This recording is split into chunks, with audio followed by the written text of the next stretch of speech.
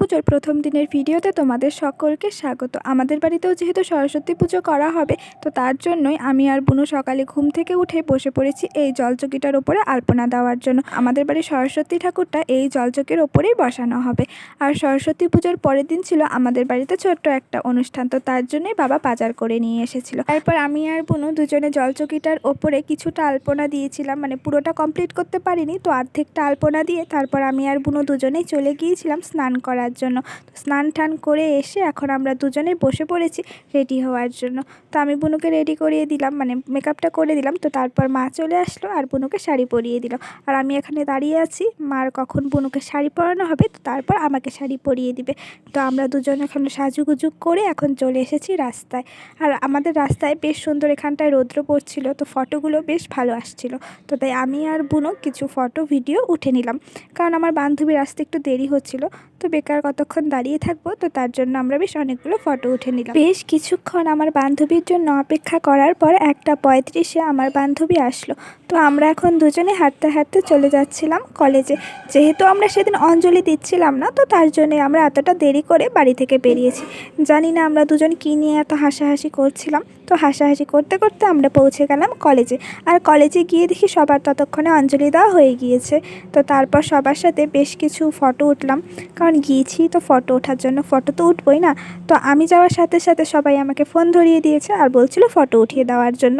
তো আমি এখন সবার ফটো উঠিয়ে দিচ্ছিলাম, আর আমরাও বেশ কিছু ফটো উঠেছি, যেগুলো তোমরা আমার ফেসবুকে বা ইনস্টাগ্রামে দেখতে পেয়ে যাবে। তোমরা যদি আমাকে ফেসবুকে বা ইনস্টাগ্রামে ফলো করতে চাও, তাহলে আমি তার লিঙ্ক ডেসক্রিপশান বক্সে দিয়ে দেবো, তোমরা চাইলে ফলো করতে পারো।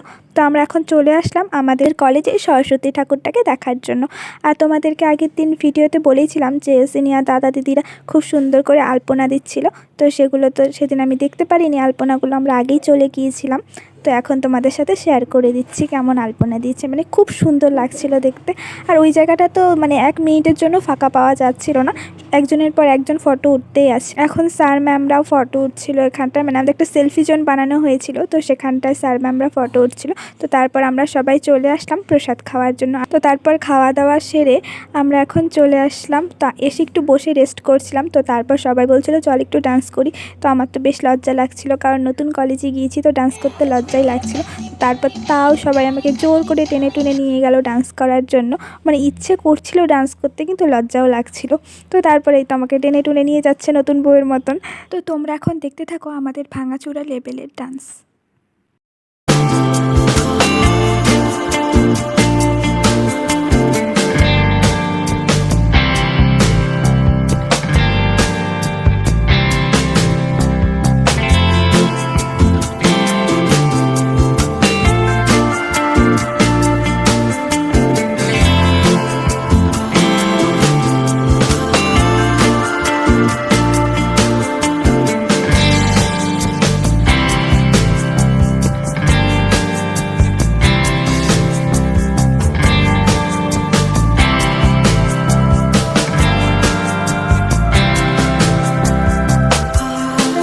দেখতেই পাচ্ছ অন্য কেউ ডান্স করছে না, শুধু আমরা এই কয়েকজনই ডান্স করছি। মানে কি লেভেলের আমরা, মানে কি আর বলবো, নতুন নতুন কলেজে গিয়েছি, কোথায় মানে চুপচাপ থাকবো তা না।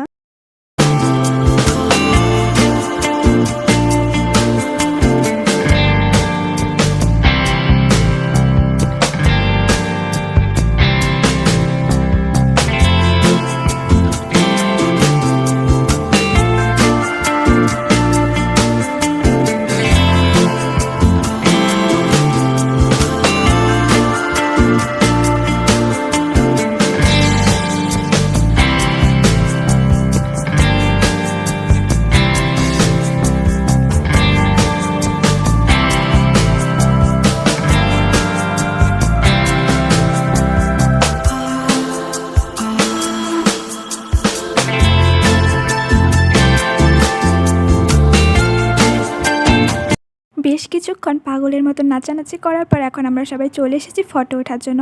আর সবাই এখানটায় ফটো উঠছিল আর আমি একটু ভিডিও করছিলাম। তো সবাইকে দেখাচ্ছিলাম যে সবাই কী করছে না করছে। আর আজকে আমার শাড়ির কালার আর জুতোর কালার অনেকটা এক হয়ে গিয়েছে।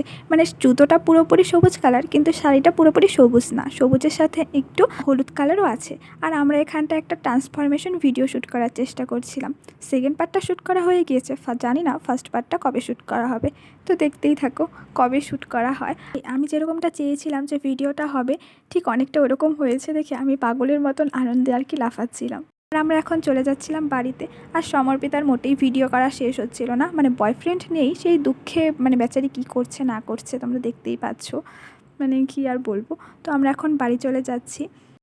কলেজ থেকে বাড়ি আসার পর আমি বসে পড়েছি এখানটায় দুধের নাড়ু আর দুধের তক্তি বানানোর জন্য। মা বলল যে যেহেতু আমাদের বাড়িতে পরের দিন সরস্বতী পুজো করা হবে আর তারপরের দিন আমাদের বাড়িতে একটা ছোট অনুষ্ঠানের আয়োজন করা হয়েছে, তো সেটার ব্লগও তোমরা খুব তাড়াতাড়ি দেখতেই পাবে। তো তার জন্য আমি এখানটায় বসে পড়েছি দুধের নাড়ু আর দুধের তক্তি বানানোর জন্য।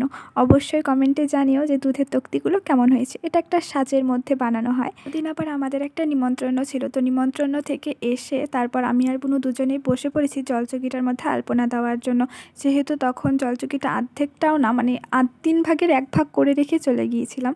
তো তারপর আমি আর বুনু দুজনে এখন বসে পড়েছি আলপনা দেওয়ার জন্য। তখন 10:30 বা 11:45 মতন বাজে। আর এই ঘরটা আমি আগে থেকেই করে রেখেছিলাম, তো সেটার কোনো ভিডিও আর করা হয়ে ওঠেনি। আর জলচৌকিটা এখন করছিলাম। এই প্রথমবারের মতন এরকম কোনো কাজের এক্সপিরিয়েন্স আমার হলো। আর প্রথমবারই আমার খুব ভালো লেগেছে, মানে এতটা সুন্দর হয়েছে আমার নিজের কাছে খুব ভালো লেগেছে। আর তোমরা অবশ্যই কমেন্টে জানিও যে কীরকম হয়েছে। তখন 12:10-15 মতন বাজে। তখন আমাদের পুরো আলপনা দেওয়াটা কমপ্লিট হয়েছে। অবশ্যই কমেন্টে জানিও যে পুরো আলপনাটা কীরকম হয়েছে। তোমাদের সাথে খুব তাড়াতাড়ি সরস্বতী পুজোর দ্বিতীয় দিনের ভিডিওটা নিয়ে আসতে চলেছি। এই ভিডিওটি যদি ভালো লেগে থাকে তাহলে অবশ্যই ভিডিওটিকে লাইক করো, আর আমার ইউটিউব চ্যানেল নতুন হয়ে থাকলে সাবস্ক্রাইব করে পাশে থেকো।